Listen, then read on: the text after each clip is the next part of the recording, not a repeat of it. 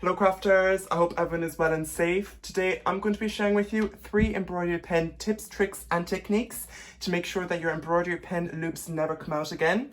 Because after all, spending so much time on an embroidery pen creation just for the whole thing to come apart is a bit of a bummer. So if this sounds fun, please like, comment and subscribe to my channel and stay tuned. So before we get started, I just want to say I have many embroidery pen videos down below, including a tutorial, embroidery pen art, a review and many more tips and tricks. So please check them down below, they will be all linked. So before starting this video, I just want to preface by saying that the nature of embroidery pen, or punch needle as it is sometimes known, instead of the embroidery being attached to the fabric, it actually isn't. It is just relying on these little loops that is in fact the front, but we kind of use it as the back sometimes, and that's actually what keeps the embroidery in. So let me show an example. When I'm going to do my embroidery, I'm going to do few little stitches here, and you can see that we have these loops, and these are actually what is keeping the embroidery in, but we can see that these are pulled out quite easily if we want. So what we want to do is try keep these loops in as much as possible. At the end of the day, there is no real way to make embroidery like this with an embroidery pen and have it 100% sticking to the fabric. We just have to do normal embroidery for that, which obviously takes so much more time. But there are some ways, and my first tip is actually to use the right fabric. And you can use monk's cloth or just probably normal fabric, or Ada is made especially for this. And since it is very strong and thick, the holes don't get in quite easily, but they close upon themselves quite easily. So they are really good for holding your thread, which is what we want.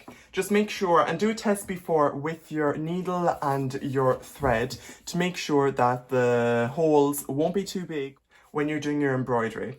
And you also want to have the right type of needle for your embroidery, because if you have a needle that is too big with a thread that is too small, it'll leave these enormous holes and your thread won't have any chance of staying in.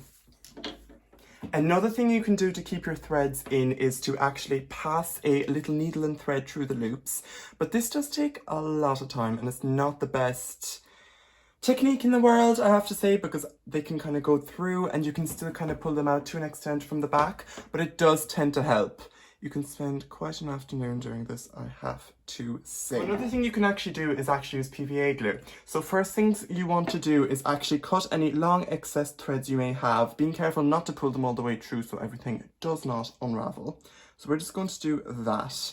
And then you can just brush some PVA glue on to the loops and they will kind of harden, and fabric glue might work for this as well. But you never really want to be washing embroidery pen things, because ideally we wouldn't be doing it on clothes. It would just kind of all unravel. And the final tip is when you have done your design, you can actually stick some fabric to the back.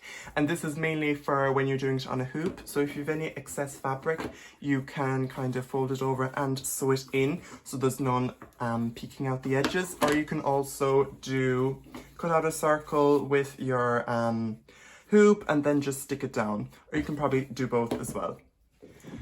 Thanks so much for watching, everybody. I hope you learned something in this video. If you found it helpful, please give it a big thumbs up. Tell me down below what I should do next with embroidery pen or anything else really. Please subscribe to my channel and check out my other videos. See you next time. Bye.